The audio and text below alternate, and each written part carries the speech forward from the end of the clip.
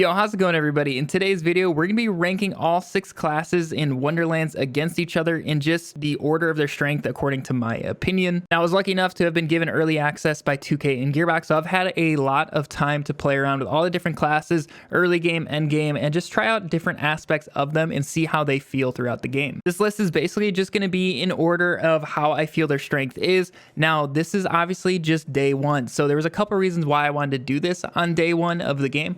One, just so we have a starting point that we can refer back to as things change throughout the game. There's gonna be a ton of updates, things are gonna get buffed, changed around, and we're gonna be able to see how these characters change throughout the life of this game. Also, if you guys were looking to see just roughly where your character would stack up against each other, this list is gonna help you guys out. But I do just wanna preface before we jump into these rankings, play whatever character is the most fun looking to you.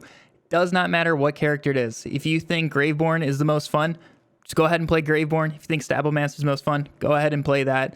All classes are going to be able to do everything in the game. All of them can get to the top chaos tier. This list is purely just my opinion on how they stack up against each other because some are just inherently stronger than others. So no matter where your favorite character lands on this list, don't take it as an attack. It's just purely how they stack up in my opinion. And if you guys have differing opinions on how they stack up, make sure you guys let me know in the comments down below. Otherwise, before we jumped in, I did just want to mention our Discord. If you guys want to join up on that, there's going to be a ton of people trading. The more of you guys join, the more people there are to trade with, play with, all that sort of good stuff. So make sure you go down to the description and click on that link to join our Discord. But with all that out of the way, let's go ahead and jump into these rankings. Now, to start off this list, we're going to be looking at the weakest character first and then slowly working our way to the strongest character. Now, the weakest character, I am going to have to give that to the Clawbringer. I was actually really excited about this class. Their action skills seemed like some of the most fun in the entire game, but all of their action skills and skills just really do not scale well as you go throughout the game. A big issue with their action skills is that they scale off 2 sources, so you have to spec into several different damage types to be able to boost them properly, and there's just not enough skill points and ways to go about this, at least for what is known about the game. So they all take melee damage and then also ability damage. If it was just melee damage or just ability damage, they'd be a lot better. They'd be able to scale up a lot higher, but unfortunately, that's just not how these action skills will be working. Also, all of the different skills in the game really just have lower values than all the rest of the characters in terms of their skill trees. A big example of this is the skill Firebolt. The Fate Maker gains increased gun damage, and if you go ahead and look at the bonus, it's 8% gun damage. For a tier 4 skill, 1 out of 1, that's it. 8%. That is incredibly low compared to all of the other characters that have gun damage boosts. Most of the characters can beat that out or like tie it with 2 points into a tier 1 skill. So it is a little disappointing to see that this is only 8% gun damage. Otherwise, the only way to really boost your damage is with the Oath of Fire. You're going to get bonus fire damage. Also, Dragon Aura is going to boost your elemental damage. Otherwise, there's really not anything else that helps out your specific damage. You can get bonus lightning on your melee with Oath of Thunder, but really there's not much else that helps you out. Pretty much everything else is for your companions. So maybe the Clawbringer is going to be the cracked companion multi-class setup, but at the time being, I really just don't see that being the case. I think there's just going to be other better options to begin with. Also, a lot of this tree is dedicated to damage reduction, and in this game, enemies do so much damage. 15% damage reduction is going to do nothing for you. You're still going to get killed in 1 to 4 shots depending on the enemy. It really does not matter what your damage reduction is. Also, their class feat is just weak as well. There's really nothing special about it. It's literally just a companion that does a little bit of damage. That's really the only thing this feat has going for it. And everything else all tied together just, in my opinion, makes the Clawbringer the weakest class in the game. Now, moving on over to number 5, I'm going to have to give this to the Stabbomancer. And this really hurts me because this was the class that I was most excited about, but I was actually very underwhelmed. I thought there's going to be way cooler interactions with this setup, but there's really not with just how the core game mechanics work, and I would really like to see those fixed. We're going to get to those in just a moment. Now, the actual class feat where your critical hit chance is increased by 30%, this does not mean it's 30%. This means that your base critical hit chance of 5% is increased by 30%. So it really does not do a whole lot. Looking at a Stabbomancer versus non-Stabbomancer full setup, you're looking at the difference of 1 to 1.5% crit chance, which is the difference between 6.5% and 8% crit chance. it is very, very minimal. Otherwise, the area that I thought there was going to be more interactions was with the different things that count as melee damage in the skill tree. So Ghost Blade and also the Capstone.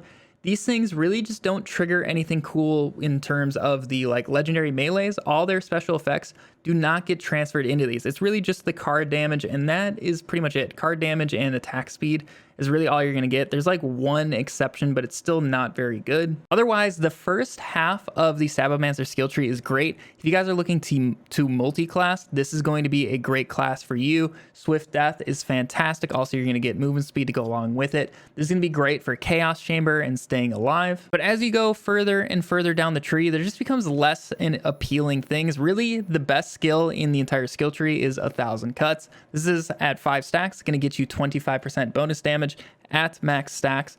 But a great part is on a lot of class mods, you could theoretically get 5 out of 5 1,000 cuts. So if this is something to look for, you can actually just get it on a class mod, and you don't have to actually worry about investing through a bunch of wasted points to get down there. But going back to the Capstone Executioner's Blade, this is an incredibly weak skill. I do not like it at all. I was really excited for this. I thought it was one of the coolest sounding skills they've ever put in a Borderlands game. But at the time being, with everything I've tried, it just does not feel good. Also, status effect damage really isn't anything to write home about at this point. So all this whole right side of the tree really does not do much for the Sabomancer as well. But yeah, overall Sabomancer, great multi-class option, but not really a great main class option. Now coming in at number 4 is going to be the Berserker. This was a pleasant surprise for me. I wasn't too excited about this class, but it actually ended up being really, really good, especially as a multi-class option. The first half of the tree just offers a lot that a lot of other classes do not offer you, especially that low into the tree. Class itself, the action skills really aren't the greatest. Feral Surge is a little wonky. I know you can do some okay stuff with Dreadwind, but there's a lot of better action skills out there. But where this class really shines is with the cryo stuff. So you get Ancestral Frost. Frost damage is increased by 20%. Icebreaker, you get bonus damage against slowed and frozen targets. Also, the Old Ways, you get bonus damage and damage reduction the closer you are to enemies. Then also Cold Snap, so you're going to get increased movement speed and frost efficiency, and this is going to double while you're enraged. Now, enraged is our class feat, so whenever you activate an action skill, you're going to become enraged and you're going to deal bonus frost damage. So pairing this with like a Spore Warden, for example, is a fantastic multi-class option. You can have this bonus frost damage active at pretty much all times, and all of these different bonus damages are really going to add up when paired with other classes. Not to mention you get great survivability with skills like Relentless Rage. This is basically Too Angry to Die from Borderlands 3. So while you're down, dealing damage is going to refill your Fight for Your Life timer. So it's going to be way easier to get second wins. Then we get a huge bonus to area damage and maximum health with Ancient Fury. Also, Iron Squall is going to give you a bunch of fire rate and melee attack speed. Our Blast Chill is going to give us frost ability damage on some Novas. And also our Capstone, our Fate Maker's remaining action skill cooldown is reduced by a percentage. If the action skill is currently active, restore a percentage of its duration instead. So if you guys want to keep your skills going, this is going to be a great capstone to do so. Overall, the Berserker is an incredibly strong choice, and it's going to be great for so many different scenarios and different multi-classing options. Coming in at number 3, I'm going to have to give this spot to the Graveborn. The Graveborn is a very, very strong class. And I think if there's going to be a class that like really breaks the game besides our number 1 spot right now, it is going to be the Graveborn. I guarantee you there's going to be something weird we're going to be able to do in this game, and you guys are going to have some pretty darn insane damage. Our class feat is going to be the Demi-Lich Companion. It is fairly strong. There's a lot of cool stuff you can do with that. Otherwise, our action skills, Dire Sacrifice and Reaper of Bones. Dire Sacrifice is going to be a great mob nuking skill, and otherwise Reaper of Bones is just a great way of having survivability. Then for the actual skill tree itself, whether you're multi-classing or going a full Graveborn skill tree itself, there are just so many great options. Faithful Thralls is going to be like your bread and butter. It is so much extra damage for whatever class you're running. You can put on like TDR weapons, and this is going to give you bonus damage while they're out if they do count as companions to certain types of them. Otherwise, you can get more stacks of it with Dark Hydra. And then in my opinion, the best survivability skill in the entire game is Sanguine Sacrament. Whenever you cast a spell, you're going to regenerate health over a brief duration. You can stack this as well, so if you are spamming spells, you're going to get a ton of health regen. So if you guys pick spells that you can just spam, this is going to be one of your best ways of surviving in this game. You can pretty much always ensure that you're at health gate. Now, Stain of the Soul would be a really awesome skill. There is a little bit of a thing with it that I'm going to have a full video out here very shortly, but basically it's going to take away from your damage if you crit. I'll go into that fully in a different video. But this skill is a little bit weird. If they ever fix that, this is going to be a fantastic pickup. Otherwise, you can get more survivability with Dread Covenant. You can basically make it so your Demi-Lich dies instead of you. Otherwise, Ascension is fantastic for your spell damage. This is great. Also, this can give you bonus damage to Dire Sacrifice because that's a percentage of your health is converted into damage, which is really cool. Otherwise, Lord of Edges, this is great for damage and damage reduction. If you guys go down, this is going to be a great way of getting back up. And then a skill that I'm very scared for is Blast Gasp. This thing might have some serious spaghetti going on, and this might end up being like the one-shotting skill of the game. I have a lot of testing to do with this skill, so stay tuned for that. But otherwise, this is going to be something you're going to want to pick up, especially if you're doing spells, which you should be if you're going this far in the tree. And finally, the Capstone. Casting spell automatically activates all of your Fate Maker skills. So with this Capstone, you guys can stack up your spell damage to 60% very, very easily, and also your max health increased by 60% as well. If you guys are running like Dire Sacrifice, there's so many cool possibilities with this Capstone, and I highly recommend you guys give it a go. Overall, Graveborn is one of the strongest characters in the game, and it's pretty much tied with what we're going to move on to our second strongest character. And that character is the Spore Warden. The Spore Warden, I think, just barely edges out the Graveborn. These are pretty much tied, and I could easily see these swapping places as time goes on and we find out more about the game. But right now, I'm going to have to give the number 2 spot to Spore Warden. Its class feat, Mushroom Companion. It itself doesn't really do all that much, but 2 of the 1-point skills in the skill tree make the Mushroom Companion one of the best in the game, that being Spore Cloud and Medicinal Mushroom. So enemies do a lot of damage in this game, so if your Mushroom's taunting and keeping their fire off of you, it's going to help you survive a ton. And then if you do happen to go down, Medicinal Mushroom is here, and it's going to be able to res you. This has clutched up a lot in endgame runs, and also you're going to get a damage boost once you are out of Fight for Your Life after it revives you, so that's another helpful part about this skill. But in terms of the action skills, I really do just prefer Barrage. I don't think Blizzard is all that great right now. There are some cool things you can do with it, but for the most part, Barrage is going to be the action skill that you run if you're going full Spore Warden. It synergizes way better with some of these skills at the end of the skill tree, which we'll get to in a second, but otherwise in the first tier, you get gun damage, you get action skill cooldown, also companion damage, so if you're doing any sort of companion stuff, make sure you look at this class. And then ability damage, that's going to tie into a lot in this game, especially the Spore Warden itself, which down here at the Capstone, play the angles. Your gun crits have a chance to ricochet, and these ricochets are going to deal ability damage. So the ricochets are going to deal more when you are spec'd into affinity here. And then going off the ability damage stuff, which is also why I prefer Barrage, is because that's more ability damage you could spread around. It's going to play into the skill Wrath of Nature, which is one of the best skills in the entire game.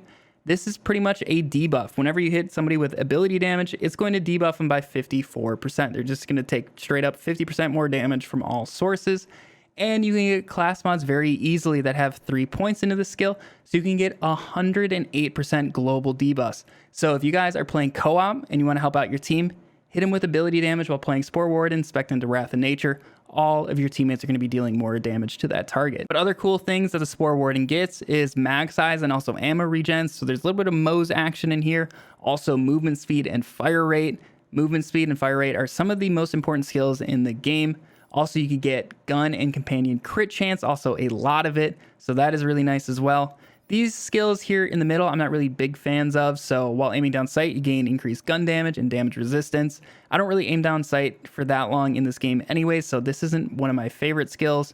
But then Thrill the Hunt is great for companion damage stuff. So if you're doing companions, definitely look at this skill. And then finally, for 1 point, your gun damage is going to deal increased damage to critical hit areas. So if you guys are good at aiming, this is for sure going to be a class for you. But overall, the Spore Warden has a ton of versatility. There's just so much at this kit's disposal, and it's going to be a great multi-classing option for anybody. And if you guys just want to go full Spore Warden, it's one of the strongest setups in the entire game, especially paired with like something like a Berserker. Then obviously our strongest class is going to be the Spellshot. This character just has so much insane damage, also has a bug going on with it with his ambidextrous skill and one of the legendary spells in the game, which basically lets you do between 40 and 50 times more damage. It absolutely trivializes the entire game, but even that aspect aside, the Spellshot is still the strongest character in the game. Whether you want to do spells or gun related things, this is going to be the class for you.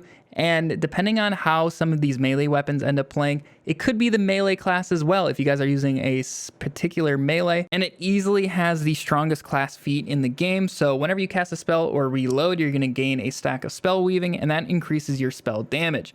And they automatically decay over time, but as long as you're playing and fighting, you're going to be at max stacks the entire time. And if we take a look at what this actually does, we get 10% spell damage per stack. And this stacks base up to 5 times.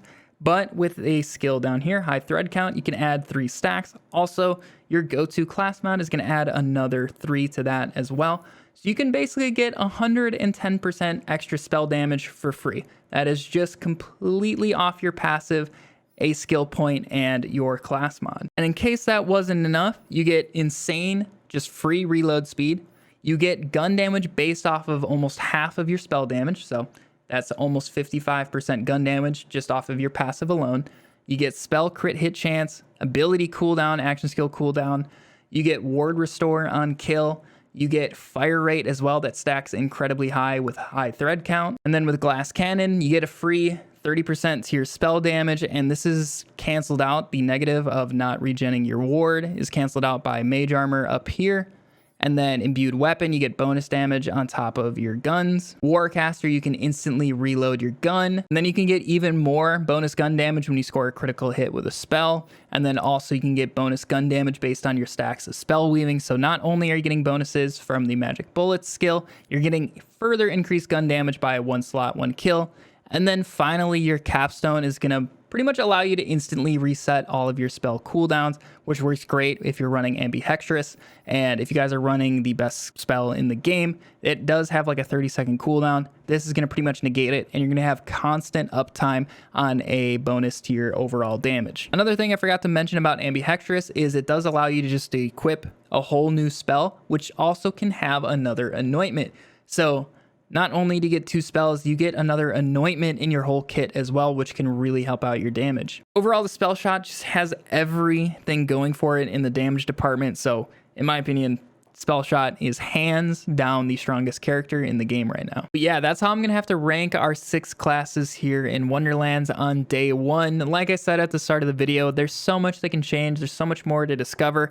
But I did just want to make this video so you guys have a little bit of an idea of how they're shaping up in terms of just obvious choices with the classes. But also, I really just want to see how these change over time. We're going to do more of these as more and more changes are implemented into the game. Let me know what class you guys are looking forward to playing the most or have been enjoying playing the most if you're watching this after it has released and you've been playing. Don't forget to join up on that Discord, but otherwise, I'm going to catch you guys in the next video. I hope you all have a fantastic day. See ya.